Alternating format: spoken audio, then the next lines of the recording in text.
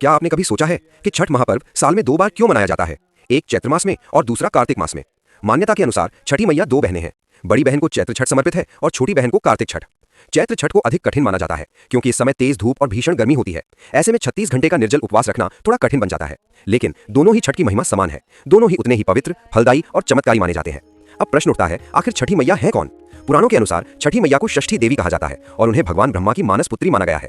उन्हें सूर्य भगवान की बहन भी कहा जाता है। छठी मैया को संतान की रक्षा करने वाली देवी भी माना जाता है और एक अत्यंत प्रचलित मान्यता यह भी है कि जब किसी शिशु का जन्म होता है तो उसके छठे दिन यही षष्ठी देवी उसके भाग्य का लेखन करती है। इसी कारण उन्हें भाग्य लिखने वाली देवी कहा जाता है और षष्ठी अर्थात छठे दिन इस कारण से ही भी उन्हें छठी मैया कहा जाता है। कुछ लोक कथाओं में छठी मैया को भगवान कार्तिकेय की पत्नी के रूप में भी बताया जाता है, किंतु शास्त्रों में इसका स्पष्ट उल्लेख नहीं मिलता, इसलिए ये मान्यता केवल लोक कथाओं तक ही सीमित मानी जाती है। लोगों के मन में एक और प्रश्न उठता है कि जब ये पर्व छठी मैया का है तो पूजा सूर्यदेव की क्यों की जाती है? दरअसल छठ महापर्व केवल पूजा नहीं है, ये प्रकृति के प्रति आभार प्रकट करने का पर्व है। ये हमें प्रकृति के मुख्य पंच तत्वों से जोड़ता है: जल, पृथ्वी, आकाश, अग्नि और वायु। नदी या तालाब का जल, घाट की मिट्टी, आकाश की विशालता, घाटों पर जलते लाखों दीपक जो अग्नि का प्रतीक है, और सूर्य जो ऊर्जा का सबसे बड़ा स्रोत है। सूर्य हमें ऊर्जा देता है। पृथ्वी पर पेड़ पौधे, फल फूल, अन्य सब सूर्य के कारण ही हो पाते हैं और हमें जीवन प्रदान करता है। इसलिए छठ महापर्व पूरी तरह से प्रकृति को समर्पित एक अनोखा उत्सव है। यही बात इसे महान बनाती है और हमारे सनातन धर्म की गहराई को दर्शाती है कि हमें हमेशा प्रकृति के साथ संतुलन में रहकर जीवन जीना चाहिए।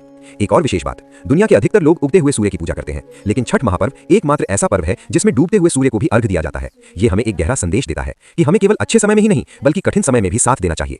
जब सूर्य अस्त हो रहा होता है, कमजोर पड़ रहा होता है, तब भी उसकी पूजा की जाती है। यही हमें सिखाता है कि सच्चा सम्मान वही है जो किसी के संघर्ष और कठिन समय में भी उसके साथ खड़ा रहे।